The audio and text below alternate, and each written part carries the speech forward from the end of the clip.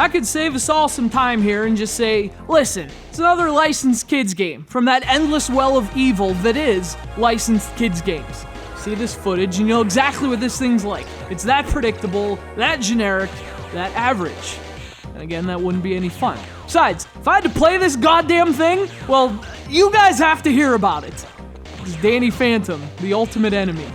Fitting subtitle for this fucking thing.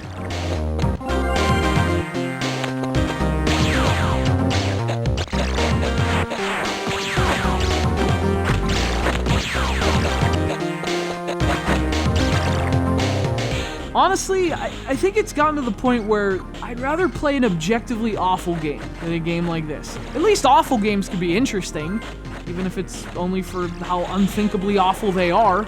So many of these licensed games, it's not that they're awful, they're indistinguishable. They're like a bag of really cheap jelly beans. They may be different colors, but they all kind of taste the same. And they stick to your teeth.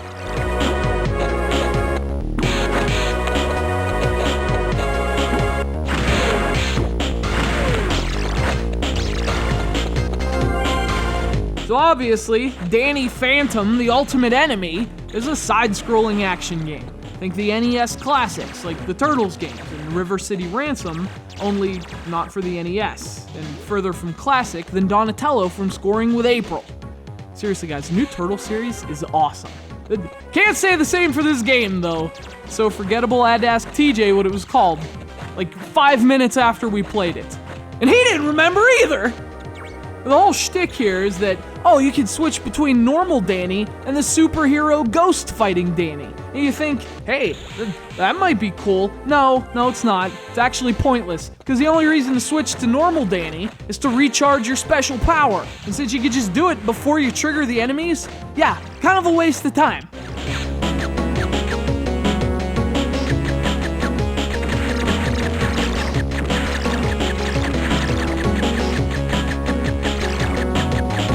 Of course, when the levels are only about a minute long, hey, anything to waste some time. First time I saw an end of level screen, I thought it was a joke. Or like, maybe that was a tutorial level or something. Maybe that's why it was so short. No, it wasn't. Almost all the levels are that long. From 30 seconds to about 90. Which is actually kind of merciful, now that I think about it.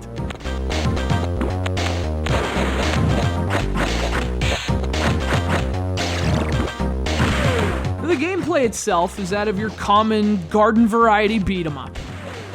Only like the weeds that you pull out of the garden. You do have those special attacks, which at least give you something. Danny can also float and fly through walls and stuff, but when your enemies and levels they all basically feel the same, not even being invisible can salvage your interest. But like so many of these licensed games, it's not awful, it plays okay, controls are just fine. It's not rotten, it's just completely tasteless. It's a safe bet for little kids who like the show, but that's all it is. If you don't like the characters, there's not much of a game here to hold your interest. And seriously, a mauve background, freaking fuchsia and green? Seriously, as the background colors? It's not even about contrast and color harmony at this point. At this point, it's just about courtesy to my freaking eye holes. Now, of courtesy to you, I'll stop talking about Danny Phantom, the ultimate enemy.